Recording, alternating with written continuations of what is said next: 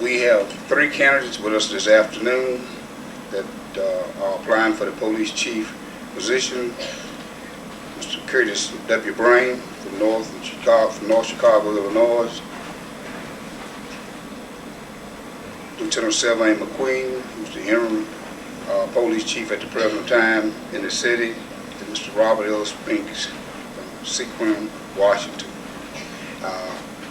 We would like to take this opportunity to thank each one of the candidates for taking time and showing an interest and being a part of the police chief candidate interview process. So at this time, the first candidate we have that we will interview is Mr. Curtis W. Brain. So will you come forward, please?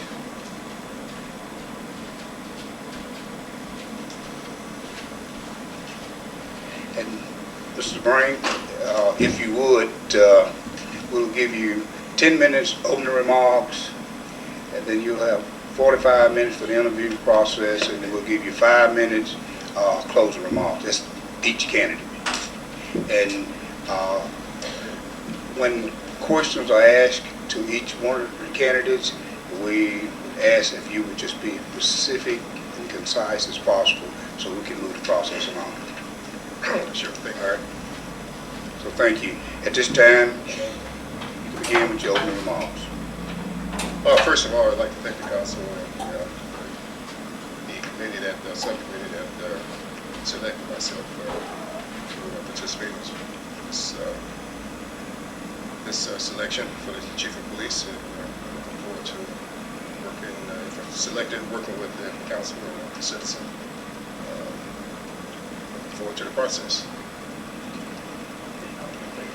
Can I, is the mic on, Dave? A little closer there. All right. Okay. Just move it where you need it to be moved to. Further comment? I'm sorry? Do you have any further comment? No. I'm looking for the questions from this council here. Okay. I'll begin.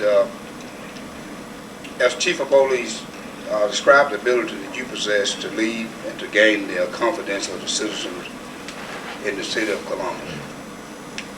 I'm sorry, sir. Can you repeat that? As chief of police, if you was elected chief of police, describe the ability that you possess or that you have to lead and to gain the confidence of the citizens of the city of Columbus. Well, for the last 26 years, or 30 years I've been in police, law enforcement, I have had the opportunity to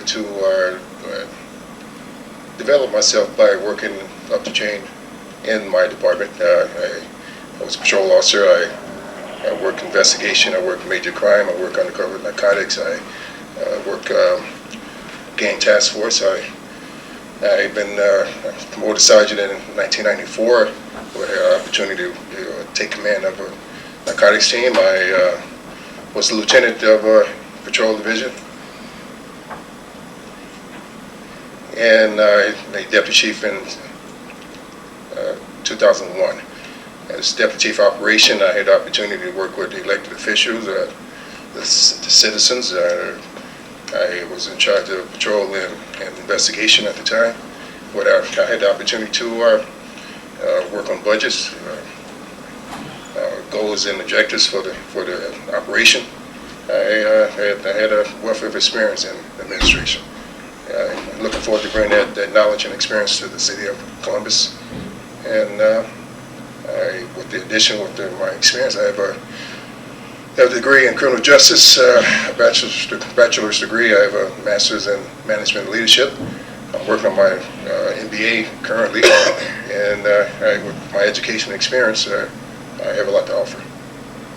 What do you think the most important attribute a police chief should possess? The most important is having passion for the job and the people that you work for. I think that's the first and foremost that the chief needs in commanding the department and being responsible to the citizens. If you don't have the passion, you won't be any good. Further, in addition to that,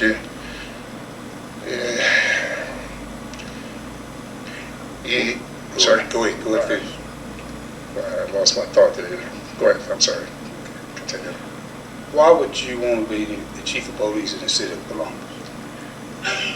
I asked myself that last night, and listening to some of the blogs and some of the articles I read in the paper, and I had to think about that. And for some reason, it's feel like it's a calling for me here in Columbus. When I first applied for Columbus, my wife told my wife that I think this is the city. My grandparents are from Hattiesburg, Mississippi. I feel like I'm coming back home for some reason. It's hard to explain, but I feel this is the city. I applied for a lot of cities in my time, and I didn't feel comfortable there. I didn't feel comfortable after going through the process. And one of the reasons why I said I thought about it last night because of the blogs, I was beginning to think, was this the place? And I continue to focus on yes, and yes, it is. Okay. My last question, discuss briefly the whistleblower situation.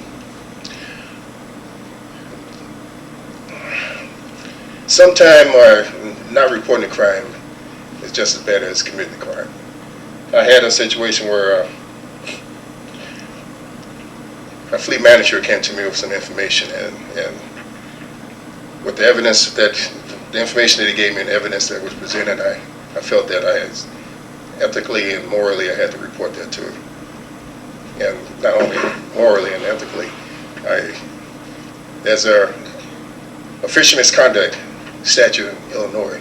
If you don't report a crime as a public official, you get brought up on crime on charges for not reporting that crime.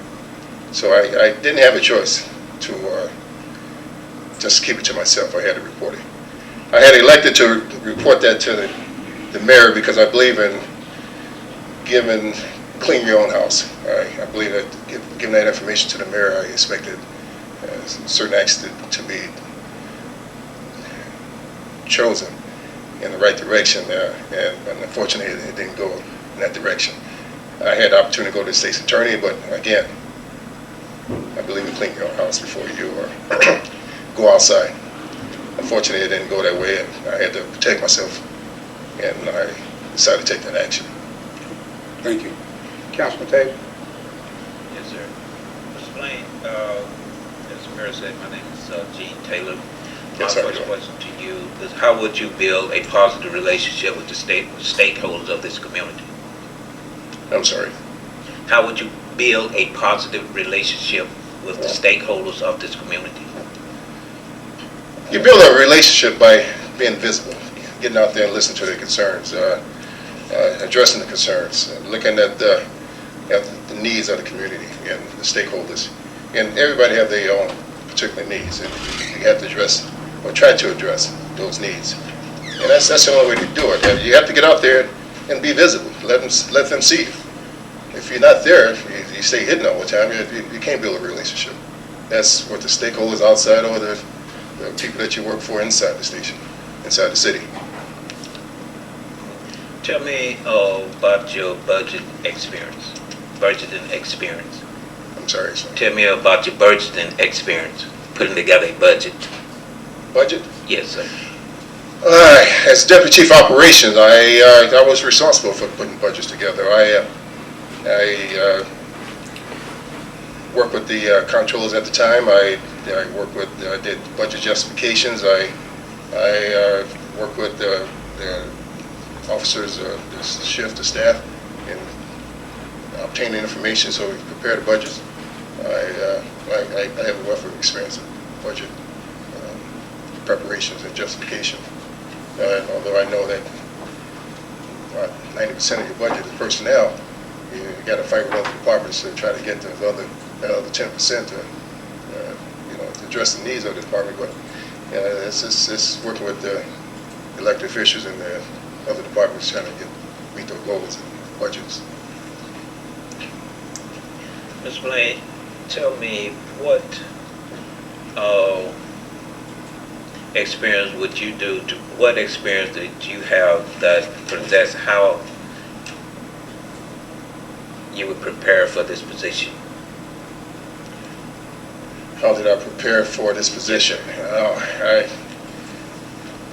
I prepared myself from the day I wanted to be chief of police. I knew that was my career goal. I've been preparing myself by going working myself up the chain, getting the education that I need. And as far as here, I believe he gave me plenty of information to prepare for you guys by reading the news articles and what's going on in the city. I had followed. I've been reading the newspaper for a few months now. So I was trying to participate in the questions that you was going to ask, but I've been preparing myself. Okay, we have had several murders in this city in the last few years. What do you bring to the table that possibly could help us solve those murders? I have a wealth of experience in working homicides. I was on the Major Crime Task Force, which is basically a homicide unit. I've been in charge of the investigation unit where I worked several homicides in North Chicago. I have quite a bit of homicide investigations. I know that working with the community and targeting certain areas, focusing on the needs of the community, that's where you're going to bring the information to the department where you can help solve some of the cases. But the most important thing is to try to eliminate those conditions that results in homicide.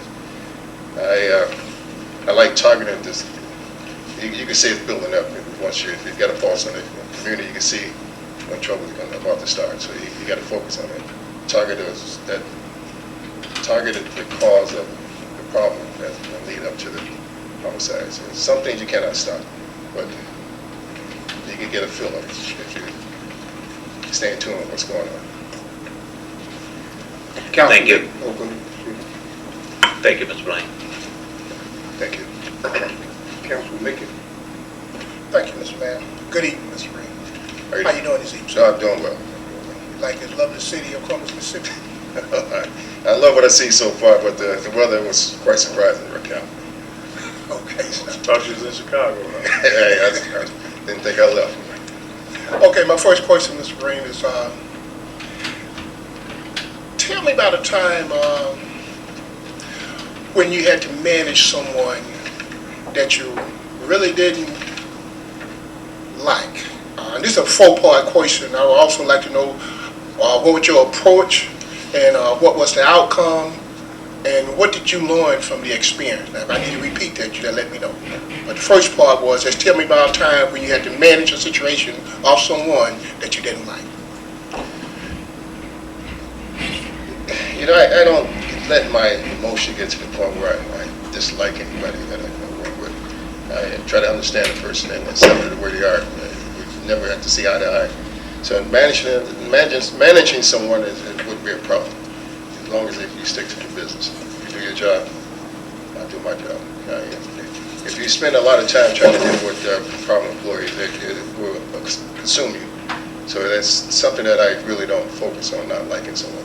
You have a job to do. And there's a lot of people that you can run across that you can dislike, but in this profession, you can't, especially being a chief or being a supervisor, you cannot get yourself bogged down in those thoughts. And the second question was? The second part to that was, what was the outcome of the situation? Well, again, I don't get myself bogged down in being absorbed and not liking someone. It's about the job. It's about the profession. Do your job. And you would also say that's what you learned. That's what you learned the most from the situation.